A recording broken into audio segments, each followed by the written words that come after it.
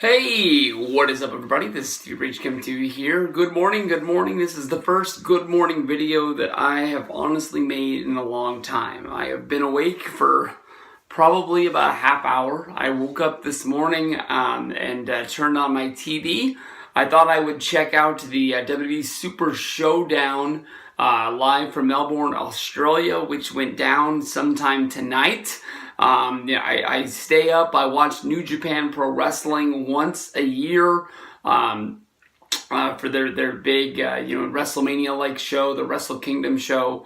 I hang out. I talk with my friends. I stay up honestly as long as I can. Sometimes I make it through. Sometimes I pass out and wake up the next day.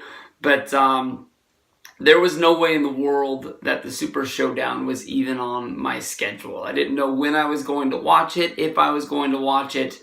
But the one thing that did, pique my interest was Undertaker versus Triple H and how they were going to do the return of Shawn Michaels.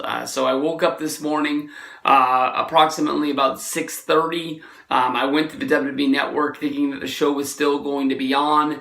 And it had ended, and basically they were saying that they were going to replay it again at 7 a.m. It was going to start. It said it was a 4-hour show, and I was like, well, it should be able to play now then. But for some reason, the little block that was on the schedule wouldn't let me play it. It only would let me just basically say it started at 7. So I scrolled down, and in my recommendeds, they had that same box again, and I clicked that one. For some reason, that one would let me play it, and I fast forwarded all the way into the last 30 minutes of the show. Let's face the facts. I'm probably never going to watch the Super Showdown in full. I did go on Twitter. I checked that Buddy Murphy won the Cruiserweight title. I believe that this was Cedric Alexander's first loss in WWE in over 365 days. I did see that Roman Reigns Superman punched Dean Ambrose, but the Shield still got the win. I saw that basically any wrestling fan that was watching this show made fun of John Cena's hair, and I clicked on AJ Styles because he was trending, and I honestly don't know if he won or lost, but my guess is that he did win. Let's go with this. I don't want to knock anybody in Australia. I can tell you that the place was packed. It was filled to the capacity. I will tell you this much, that Undertaker and Triple H beat the holy hell out of each other.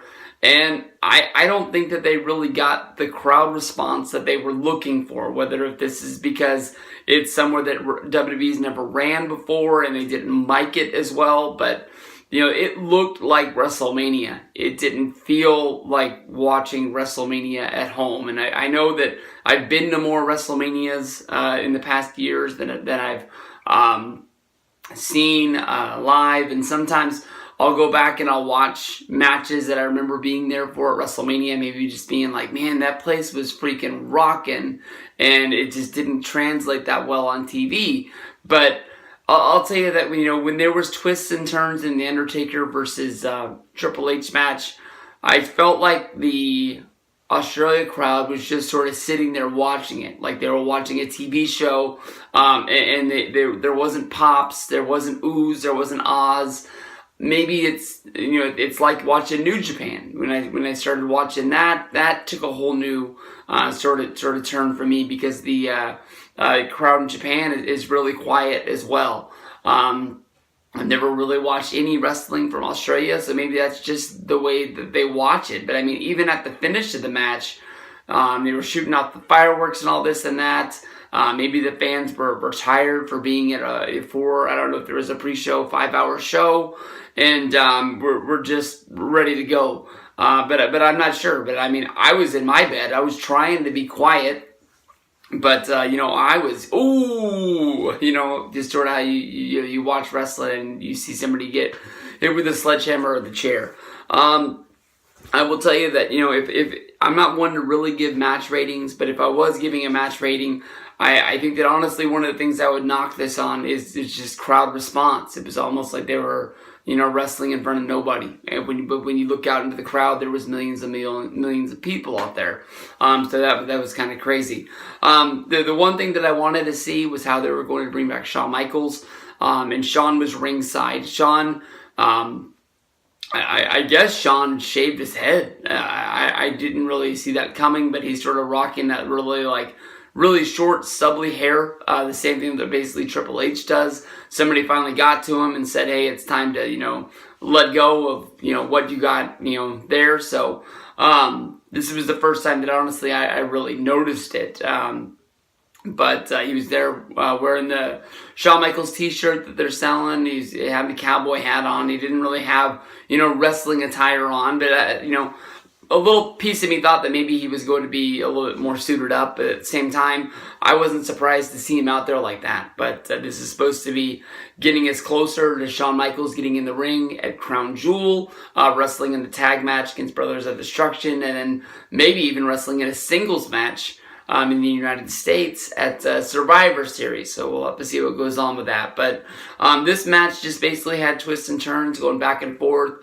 I didn't know that it was booked as a no disqualification, but I didn't really start it right at the very beginning of the match. But there was the sledgehammer, there were steel chairs, there was a little bit of this, there was a little bit of that, and Kane and Shawn Michaels, even though they were not getting inside of the ring until the very end, were twisting and turning the match as it goes, but the actual finish of the match came with all four members of the ring being involved. We saw Kane go through a table with the elbow from Triple H to the floor. We saw Undertaker go after Shawn Michaels, but it was after almost doing the WrestleMania 27, where Triple H got wrapped up into the Hell's Gate. This time he actually had his hands on the sledgehammer and was able to choke out Undertaker with it to sort of break it. But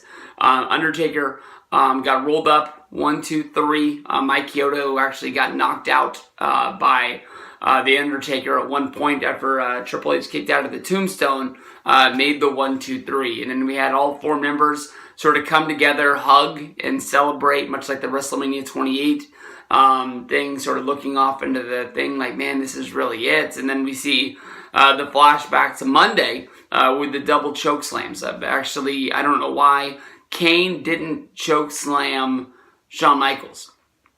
Undertaker did. So I don't know if they're just trying to build up Undertaker versus Shawn, or maybe if there is some sort of injury where Kane couldn't pick him up. Kane hit him, and then Undertaker came over and hit the choke slam on him. So that's going to be what gets us to Crown Jewel, which should be sooner than later. I know that I believe Evolution is on the 26th, and that's the women's pay-per-view. So somewhere in between then and now, WWE's going over to Australia for another all-men's pay-per-view. And that's where we're probably going to get the tag match between DX and the Brothers of Destruction. So we'll see what goes down with that. That match happened during the day while I was work, that last Saudi Arabia pay-per-view. So we'll see if that one gets a view. Peace out, everybody.